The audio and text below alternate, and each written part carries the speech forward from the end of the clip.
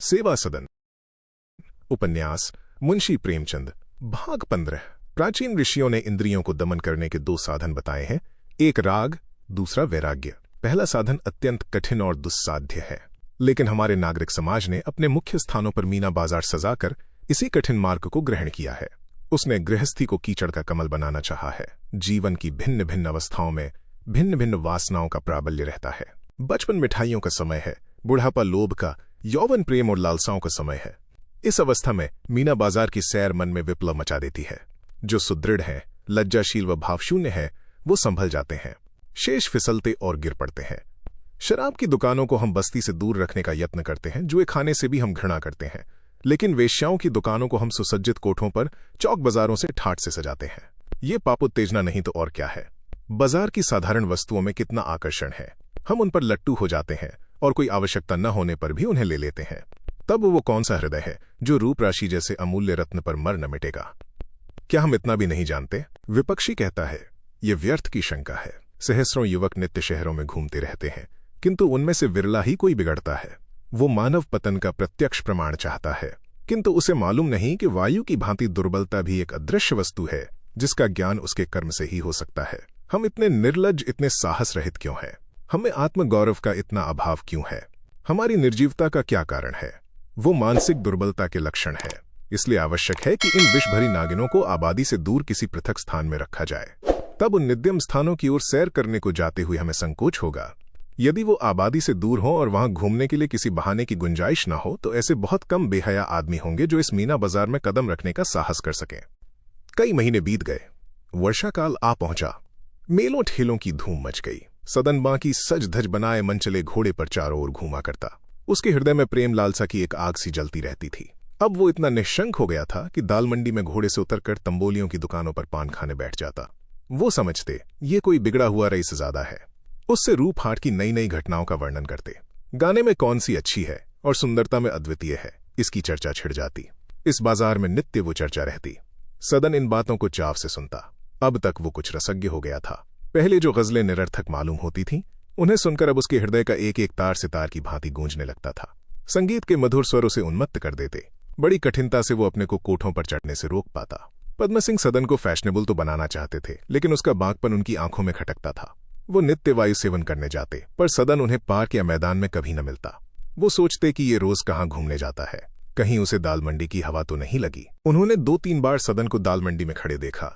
उन्हें देखते ही सदन चटे एक दुकान पर बैठ जाता और कुछ न कुछ खरीदने लगता। शर्मा जी उसे देखते और सिर नीचा किए हुए निकल जाते। बहुत चाहते कि सदन को इधर आने से रोकें, किंतु लज्जावश कुछ न कह सकते। एक दिन शर्मा जी सैर करने जा रहे थे कि रास्ते में 2 सज्जनों से भेंट हो गई। ये दोनों म्यूनिसिपैलिटी के मेंबर थे। एक का नाम था अबुल वफा, दूसरे का नाम अब्दुल लतीफ। ये दोनों फिटन पर सैर करने जा रहे थे। शर्मा जी को देखते ही रुक गए। अबुल वफा बोले, आइए जनाब, आप ही का जिक्र हो रहा था, आइए कुछ दूर साथ ही चलिए। शर्मा जी ने उत्तर दिया, मैं इस समय घूमा करता हूं, क्षमा कीजिए। अबुल वफा बोले, अजी आपसे एक खास बात कहनी है। हम तो आपके दौलत खाने पर हाजिर होने वाले थे। इस आग्रह से विवश होकर शर्मा जी फिटन पर बैठे। अबुल वफा ने कहा, वो खबर सुनाएं कि रूह फड़क उठे। शर्मा जी बोले, फरमाइए तो। अबुल वफा ने कहा, आपकी महाराजन सुमन बाई हो गई। अब्दुल लतीफ ने कहा, वल्लाह हम आपके नजर इंतखाब के कायल हैं। अभी 3-4 दिनों से ही उसने दाल मंडी में बैठना शुरू किया है, लेकिन इतने में ही उसने सबका रंग मात कर दिया है। उसके सामने अब किसी का रंग ही नहीं जमता। उसके बालखाने के सामने रंगीन मिजाजों का अंबो जमा रहता है। मुखड़ा गुलाब है और जिस्म तपाया हुआ कुंदन। जनाब, मैं आपसे अजरुए ईमान कहता हूं कि ऐसी दिलफरेबी सूरत मैंने न देखी थी। अब्दुल वफा ने कहा, भाई उसे देखकर भी कोई पाकबाजी का दावा करे तो उसका मुरीद हो जाऊं।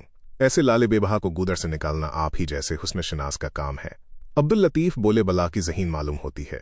अभी आपके यहां से निकले हुए उसे 5-6 महीने से ज्यादा नहीं हुए होंगे, लेकिन कल उनका गाना सुना तो दंग रह गए।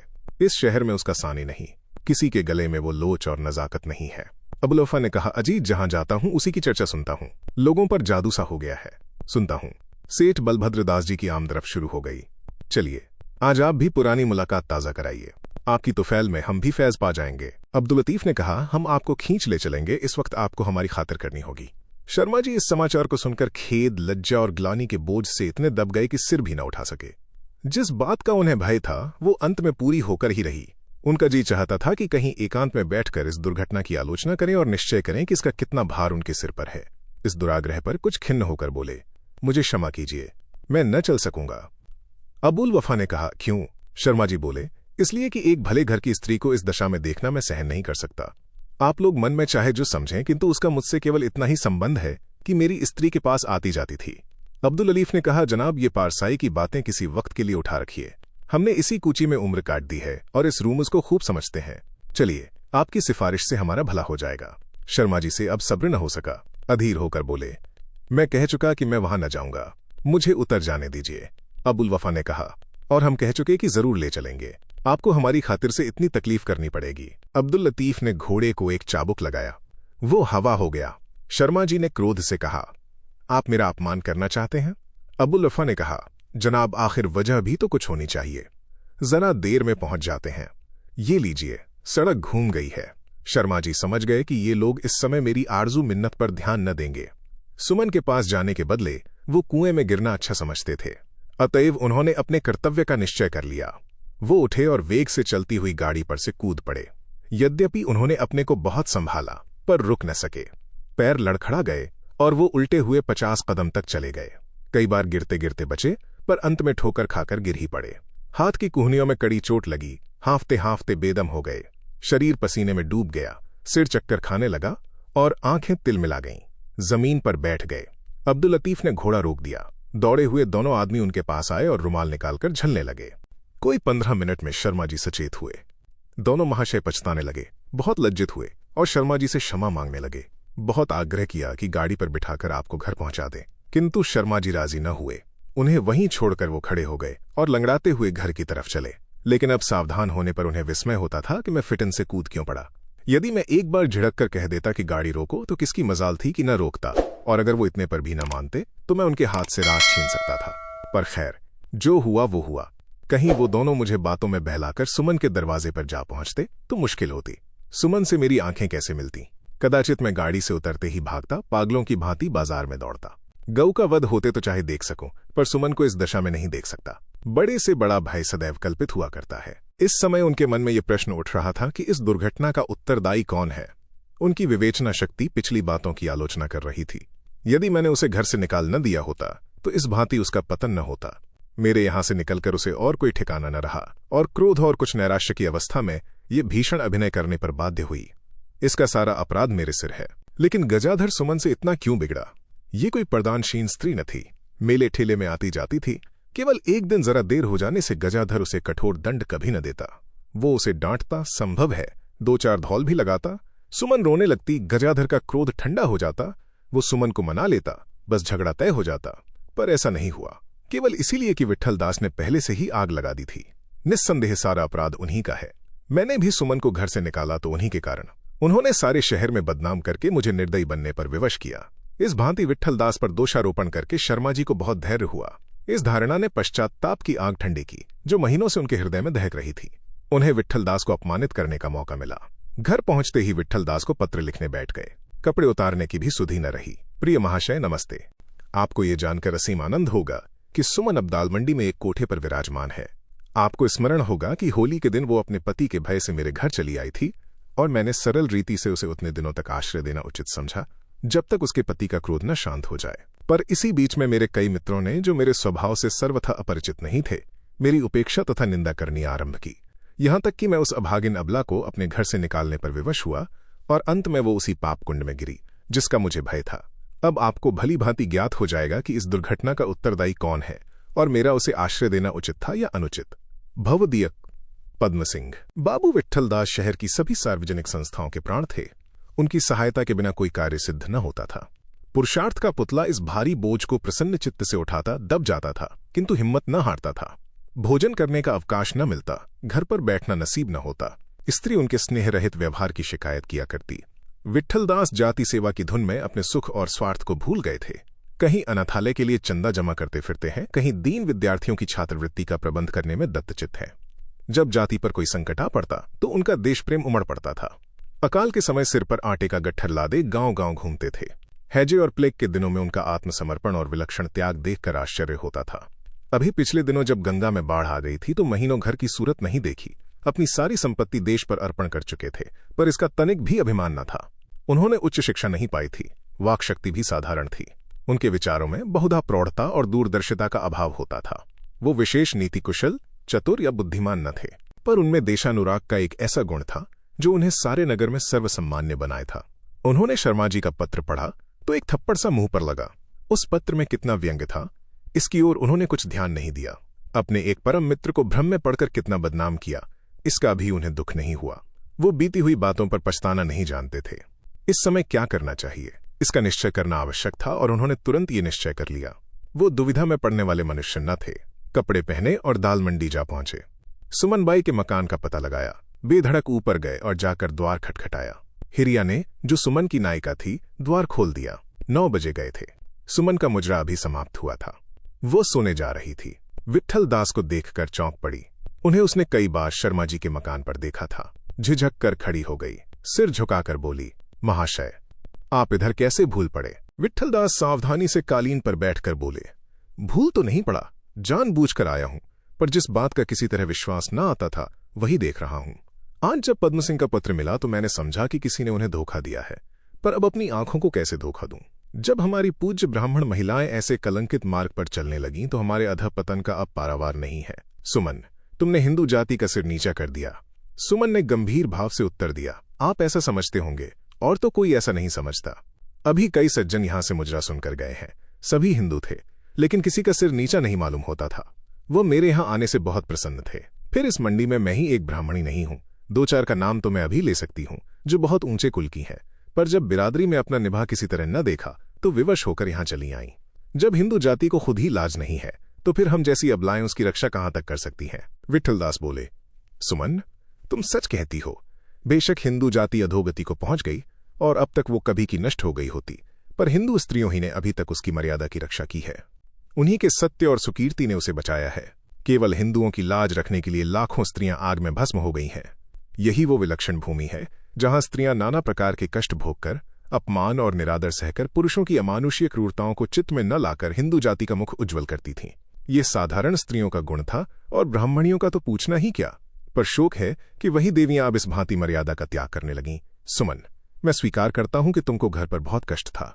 माना कि तुम्हारा पति दरिद्र था, क्रोधी था, चरित्रहीन था।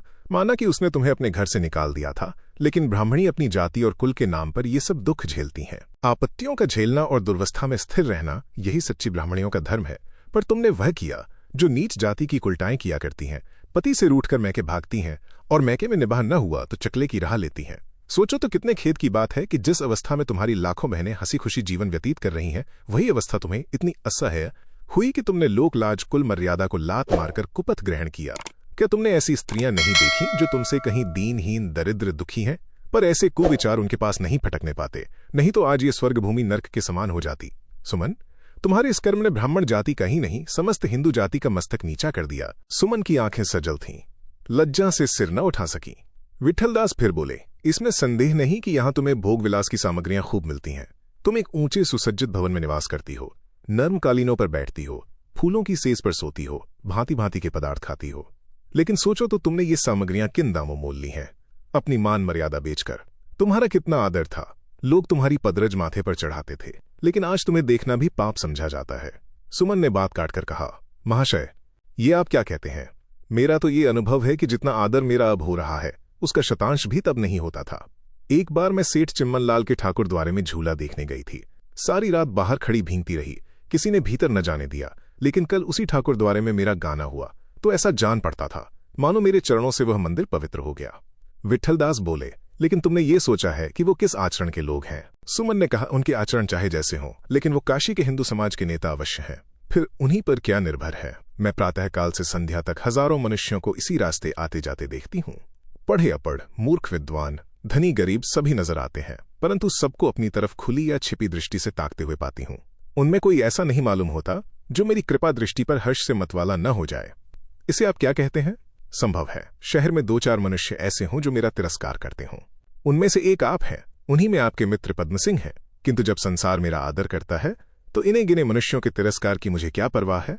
पद्म सिंह को भी जो चिढ़ है वो मुझसे है, मेरी बिरादरी से नहीं। मैंने इन्हीं आंखों से उन्हें होली के दिन भोली से हंसते देखा था। विट्ठल दास को कोई उत्तर न सूझता था। बुरे फंसे थे। सुमन ने फिर कहा, आप सोचते होंगे कि भोग विलास की लालसा से कुमार्ग पर आई हूं, पर वास्तव में ऐसा नहीं है। मैं ऐसी अंधी नहीं कि भले बुरे की पहचान न कर सकूं।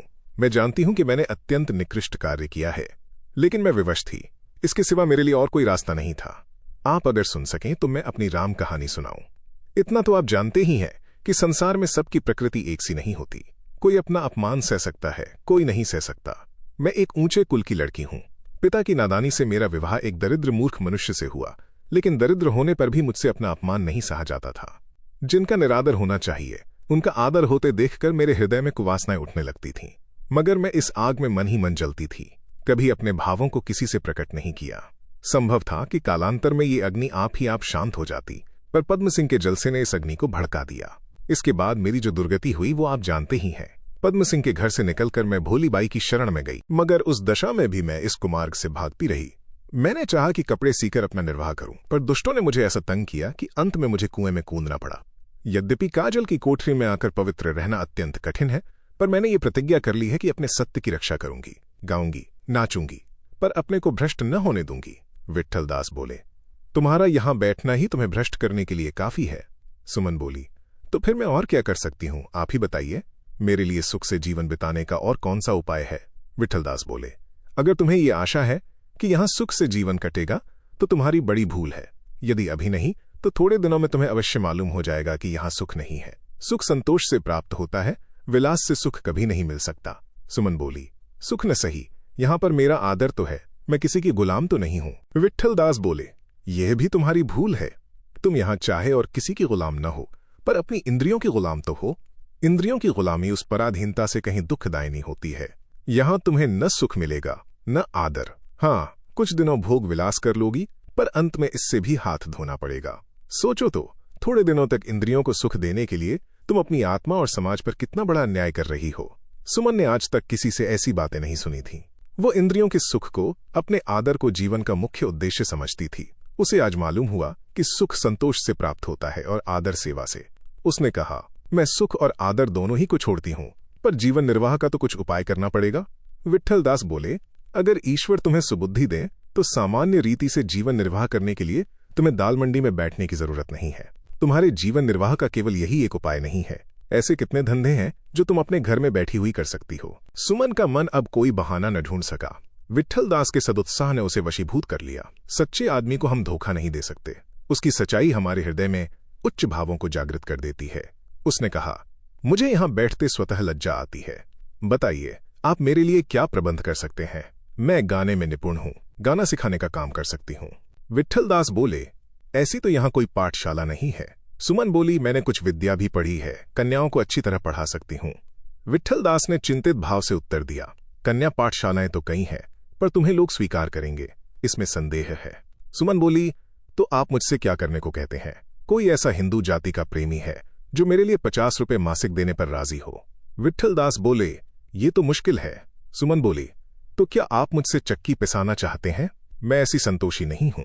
विट्ठल दास झेप कर बोले, विधवाश्रम में रहना चाहो तो उसका प्रबंध कर दिया जाए। सुमन सोचकर कहा, तो मुझे ये भी मंजूर है, पर वहां मैंने स्त्रियों को अपने संबंध में कानाफूसी करते देखा तो पल भर न ठहरूंगी। विट्ठल दास बोले, ये तो टेढ़ी शर्त है, मैं किस किस की जबान को रोकूंगा। लेकिन मेरी समझ में सभा वाले तुम्हें लेने पर राजी न होंगे। सुमन ने ताने से कहा, तो जब आपकी हिंदू जाति इतनी हृदय शून्य है तो मैं उसकी मर्यादा पालने के लिए क्यों कष्ट भोगूं, क्यों जान दूं? जब आप मुझे अपनाने के लिए जाति को प्रेरित नहीं कर सकते, जब जाति आप ही लज्जाहीन है, तो मेरा क्या दोष है? मैं आपसे केवल एक प्रस्ताव और करूंगी, और यदि आप उसे भी पूरा न कर सकेंगे तो फिर मैं आपको और कष्ट न दूंगी। आप पंत पद्म सिंह को 1 घंटे के लिए मेरे पास बुला लाइए, मैं उनसे एकांत में कुछ कहना चाहती हूँ। उसी घड़ी मैं यहां से चली जाऊंगी। मैं केवल ये देखना चाहती हूं कि जिन्हें आप जाति के नेता कहते हैं, उनकी दृष्टि में मेरे पश्चाताप का कितना मूल्य है। विट्ठल दास खुश होकर बोले, हाँ, ये मैं कर सकता हूं। बोलो, किस दिन? सुमन बोली, जब आपका जी चाहे। विट्ठल दास ने कहा, फिर तो न जाओगी? सुमन बोली, अभी इतनी नीच नहीं हुई हूं।